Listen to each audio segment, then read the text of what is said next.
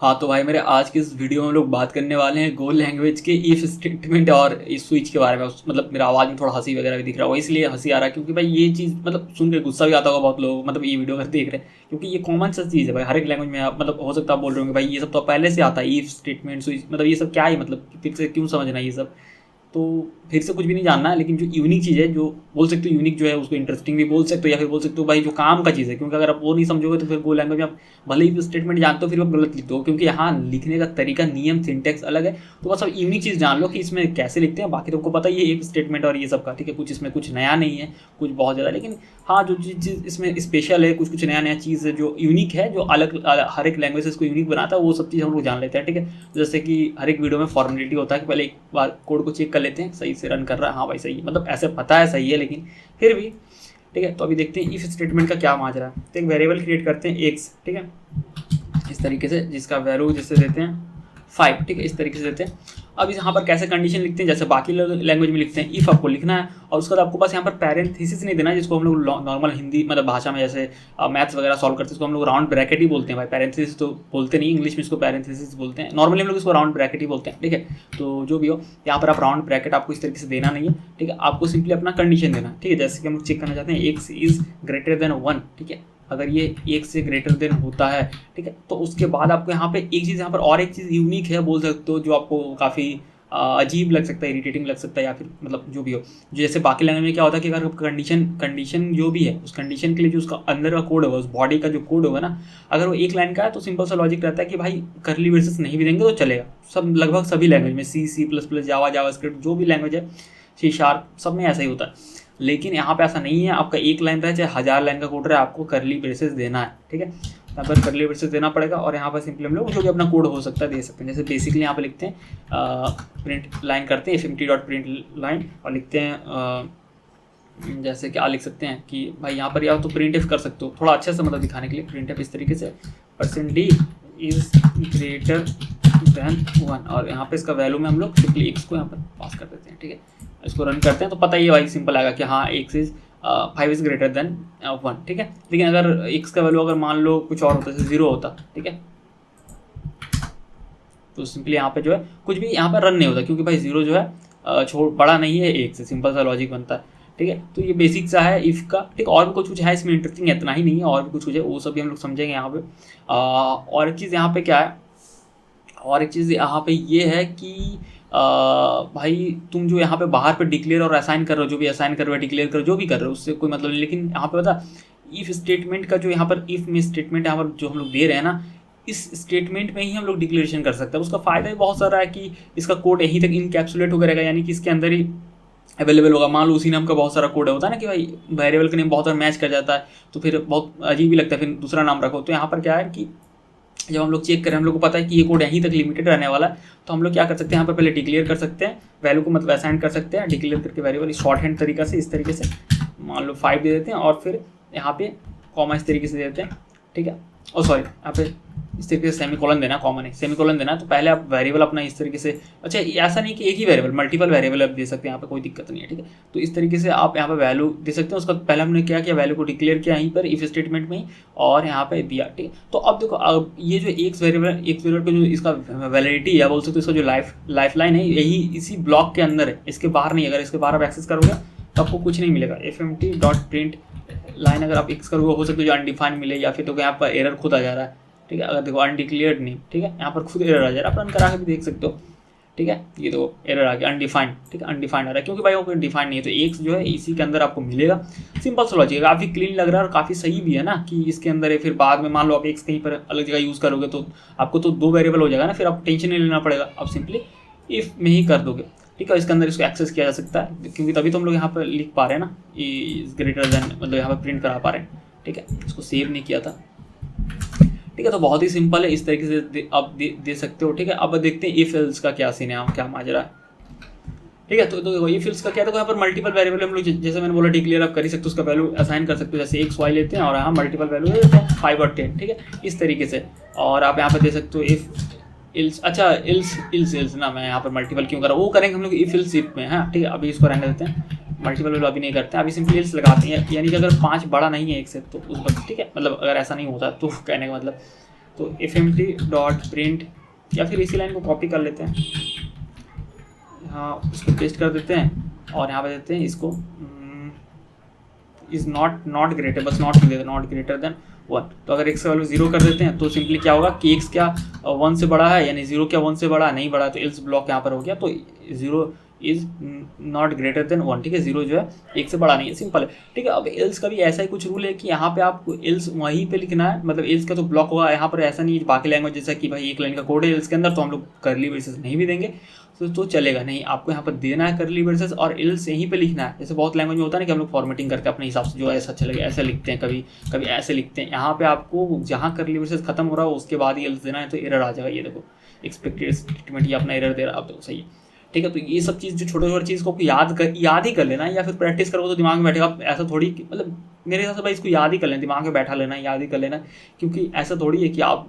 100 example मतलब practice करोगे, दिन में 100 बार इसको रन करोगे नहीं ना, तो इसको याद कर लेना है, दिमाग में बैठा लेना कि जो है करली ब्रेसेस देना होता है इफ में, ठीक है। इस तरीके से हम लोग डिक्लेयर इनिशियलाइज भी कर सकते हैं इफ स्टेटमेंट के अंदर। और एक चीज़ क्या कि इफ एल्स में आपको जो भी है इफ एल्स में यहाँ पे आपको देना ही है, मतलब यहाँ खत्म होगा इफ का, एल्स भी वहीं से शुरू होगा, ठीक है। और इफ एल्स इफ देख लेते हैं, बहुत ही सिंपल। अगर यहाँ मल्टीपल वेरिएबल हम लोग डिक्लेयर कर देते हैं x और y, इस तरीके से अगर y डिक्लेयर कर देते हैं और मान लेते हैं इसका वैल्यू 5 और 10 लेते हैं, इस तरीके से कुछ है, तो यहाँ पे एरर इसलिए आ रहा है कि इसको यूज़ नहीं किया, देखो y declare but not use, ऐसा कोई गलती नहीं किया, ठीक है। तो यहाँ पर आप चेक कर सकते हो कि x क्या बड़ा है, मतलब x क्या मतलब 1 से बड़ा है, और इस तरीके से जो एंड ऑपरेटर होता है, मतलब ऐसे ही एग्जाम्पल के लिए यहाँ पे देख ले रहे हैं। और क्या यहाँ पे देते हैं एंड y क्या बड़ा है 5 से या 4 से, ऐसा ही कुछ मतलब, ठीक है। इस तरीके से आप चेक कर सकते हो, ठीक है। और फिर यहाँ पर इल्स इफ यहाँ पर लगा सकते हो, फिर से वही सेम चीज़ कि x क्या बड़ा है 4 से, ठीक है, इस तरीके से दे सकते हो x क्या बड़ा है 4 से एंड y क्या बड़ा है 6 से, इस तरीके से, ठीक है, इस तरीके से दे सकते हो। और नहीं तो इल्स इस तरीके से देखें, ठीक है। तो बस यही इसका है, कुछ खास है नहीं, ठीक है। मैं रैंडम कुछ भी हेलो लिख रहा हूँ, बस ये एग्जाम्पल समझाने से मतलब है या समझने से मतलब है, ठीक है। इसको रन करते हैं, 5 इज़ ग्रेटर देन 1 आया, ठीक है। तो यहाँ पे देखो x जो है 1 से बड़ा और y भी 4 से बड़ा, यानी x 5 है और y 10 है, ठीक है। तो दोनों ही बड़ा है। लेकिन अगर यहाँ पर कुछ और कर दे, जैसे कि यहाँ अगर 6 कर दें, तो ये उसको अगर 6 कर दें, x इज़ ग्रेटर देन 6, ठीक है, तो हेलो आ रहा है, इसका मतलब ना ये रन हुआ ना ये रन हुआ, सीधा ये रन हो गया, एल्स ब्लॉक हो गया। तो सिंपल है, वही सब चीज़ें, कुछ यहाँ पर खास नहीं है फिल्स में, वो जैसा बाकी लैंग्वेज सीखते हैं वही सेम चीज़ यहाँ पर, कुछ ऐसा नहीं बहुत कॉम्प्लिकेटेड चीज़ आपको दिखा सकता हूँ, वही सेम चीज़ है जैसे बाकी लैंग्वेज में होता है। बस ध्यान रखना है 3 चीज़ों का कि इफ स्टेटमेंट में हमको कोई पैरेंथेसिस नहीं देना है, कंडीशन रहेगा सिंपली, ठीक है। करली ब्रेसेस मैंडेटरी देना है, और करली ब्रेसेस जब इफ का खत्म होगा इल्स का वहीं सबको इल्स वर्ड लिखना है, ऐसा नहीं कि नहीं एक लाइन में लिख रहे हैं, ठीक है। और इफ स्टेटमेंट में जो भी वेरिएबल डिक्लेयर किया गया उसको हर एक, और चीज़ है कि इफ स्टेटमेंट में जो भी वेरिएबल डिक्लेयर किया गया उसको यहाँ भी एक्सेस किया जा सकता है, इल्स ब्लॉक के अंदर भी एक्सेस करेगा, जब तक ये खत्म नहीं होता पूरा है इफ का जो भी है भाई, लंबा कितना भी इसका चले माजरा, इल्स तक, यहाँ तक भी आप एक्स को एक्सेस कर सकते हो आप, जैसे यहाँ प्रिंट करके देख ही सकते हो, जैसे यहाँ पर लिखते हो कॉमा XY ना, देखना भी यहाँ पर XY देख सकते हो, ठीक है। तो काफ़ी ये कमाल का फीचर है, एक बोल सकते हो कि उस ब्लॉक के अंदर कोड को एक्सेस किया जा सकता है, ठीक है। अगर रन करते हैं तो यहाँ पे जो है इसका दिखेगा कि भाई x और y को ये एक्सेस करके इसका वैल्यू को प्रिंट करा देगा, ये देखो। तो यहाँ पे 5 और 10 दिख रहा है, ठीक है, जबकि हमने यहाँ पे इफ स्टेटमेंट में किया था। तो इफ स्टेटमेंट में अगर कोई वेरिएबल डिक्लेयर करते हैं तो उसको आप इल्स इफ कहीं पर भी उस ब्लॉक के अंदर भी एक्सेस कर सकते हैं, ठीक है। तो ये खत्म हो गया भाई इफ इल्स इफ जो भी था, ठीक है, और उसके सारे फीचर्स भी। अब देख लेते हैं स्विच स्टेटमेंट का, इसमें भी क्या खास बात है देख लेते हैं। तो अब भाई मेरे बात कर लेते हैं स्विच स्टेटमेंट के बारे में। तो स्विच स्टेटमेंट आप बोलोगे भाई इसमें क्या नया, मतलब वही सब बाकी लैंग्वेज से, वो बाकी लैंग्वेज जैसा स्विच स्टेटमेंट में है गो में, लेकिन अंतर ये है कि बाकी लैंग्वेज के मुकाबले यहाँ पे इंप्रूवमेंट किया गया स्विच स्टेटमेंट के जो कोड को, ठीक है, बहुत ज़्यादा अच्छा किया गया। वो कैसे भी आपको समझ में आ जाएगा। जैसे कि यहाँ वैल्यू लेते हैं, जैसे लिखते हैं नम, ठीक है, जिसका वैल्यू देते हैं जैसे 1, ठीक है, और यहाँ पे स्विच देते हैं। तो सेम इसी तरीके से जैसे इफ में था, स्विच में भी आपको कोई पैरेंथेसिस यानी कोई भी राउंड ब्रैकेट नहीं देना, आप यहाँ पर कुछ भी दे सकते हो जैसे, ठीक है। तो यहाँ पर स्विच में मतलब क्या आ जाएगा वो आप यहाँ पर दे सकते हो, ठीक है। तो जैसे हमने नम वेरिएबल क्रिएट किया था ना, तो यहाँ पर नम को पास कर देते हैं स्विच में, ठीक है। और आपको यहाँ पे पैरेंथेसिस यानी राउंड ब्रैकेट नहीं देना, सिंपली करली ब्रेसेस आपको देना, और इसमें आपको केस देना। आप बोलो भाई ये तो बाकी लैंग्वेज में भी होता है, C++, जावा स्क्रिप्ट सब में ऐसा ही करते हैं। रुको थोड़ा बताते हैं इसमें क्या अंतर है। जैसे केस देते हैं, बेसिक एग्जाम्पल लेते हैं, ठीक है। केस अगर 1 के साथ मैच करता है तो सिंपली fmt.print यहाँ पे, ओ सॉरी, केस 1 का यहाँ तो कॉलन जाएगा ना, इस तरीके से, ठीक है। fmt डॉट प्रिंट एलन, यार क्या हो रहा है, अरे भाई, प्रिंट एलन, और ऐसे लिखते हैं फर्स्ट, इस तरीके से लिखते हैं, ठीक है। तो इस तरीके से देते हैं केस यहाँ पे। ये भाई एरर क्यों आ रहा है, अनडिक्लेयर्ड नेम, अच्छा पैकेज जो है इम्पोर्ट, इम्पोर्ट fmt, अब सही है शायद, अब सही है।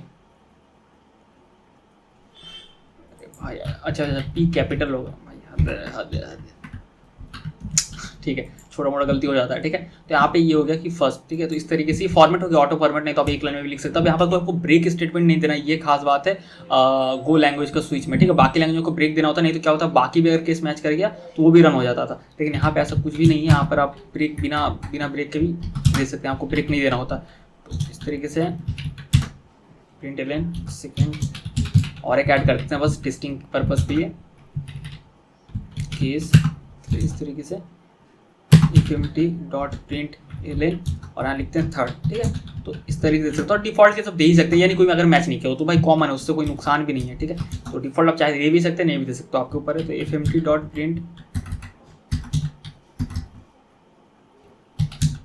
प्रिंट एलन, ठीक है, और यहाँ पर देते हैं डिफॉल्ट केस, इस तरीके से, ठीक है। इसको सेव करते हैं और कोड को अगर रन करते हैं हम लोग यहाँ पे, तो क्योंकि भाई नम का वैल्यू 1 है तो सिंपली फर्स्ट लिखा हुआ है, ठीक है। इसका क्या सीन है कि जैसे कोई केस मैच कर जाता है ना, तब तक सर्च करके जब तक मैच नहीं करता, अगर कोई भी मैच नहीं करेगा तो डिफॉल्ट केस रन होने वाला है। लेकिन जैसे कोई मैच कर जाएगा ना, तो वो केस का जो भी रिजल्ट अपने कोड लिखा हुआ बॉडी में वो रन होगा, उसके बाद बाकी वो सर्च करना बंद कर देगा, ठीक है।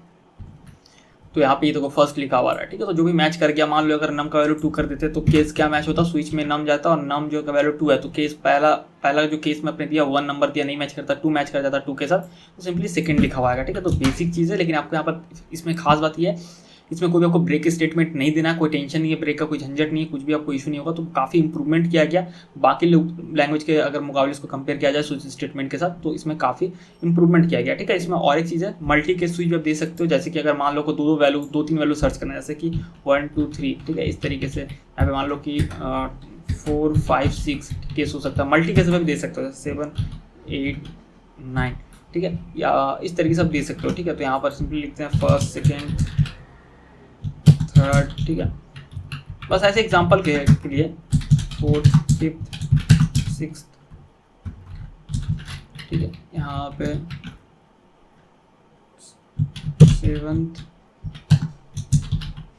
8 9 ऐसे लिख देते हैं, कुछ भी जो भी सही लगे, ठीक है। तो यहाँ पे मल्टी केस भी आप दे सकते हो, मतलब कि ये मल्टी अगर किसी के साथ मैच करते हैं, यानी 1 के साथ मैच किया, 2 के या 3 के साथ, तो किसी के साथ मैच करेगा तो यही रन होगा ना। बहुत बार ये हमारा 3-4 कंडीशन होता है, लेकिन एक के साथ ही, मतलब कि अगर किसी एक के साथ मैच कर जाए तो ये होना चाहिए, ठीक है। तो वही सीन हो गया यहाँ पे, ठीक है। अगर आप यहाँ पे 3 भी देते हो तब भी यही कोड रन होगा, क्योंकि 1 2 3 तीनों के नंबर के लिए यही आपका कोड रन होने वाला है, ठीक है। यही लाइन रन होने वाला है, ठीक है, 1 2 3 के लिए, तो फर्स्ट सेकेंड थर्ड। तो इस तरीके से काफ़ी सिंपल। और एक चीज़ देख लेते हैं लास्ट यहाँ जाते जाते, एक है ब्लैंक स्विच, ठीक है। तो ब्लैंक स्विच भी देख लेते हैं, ब्लैंक स्विच स्टेटमेंट क्या है। तो उसके लिए ना इन सारे यहाँ पर सारों को हटा देते हैं, ठीक है। तो ब्लैंक स्विच क्या है, एक बेसिक से एग्जांपल। तो उसके लिए देखो यहाँ पर एक वेरिएबल क्रिएट करते हैं, ऐसे लिखते हैं यहाँ पे टी, यानी टी मतलब टाइम, और इसका वैल्यू देते हैं हम लोग यहाँ पे टाइम डॉट नाउ, ठीक है। इस तरीके से जस्ट टेस्ट कर रहे हैं यहाँ पे, और टाइम पैकेज को शायद इंपोर्ट करना पड़ेगा, तो यहाँ पे मल्टीपल पैकेज इस तरीके से लगेगा अपने को,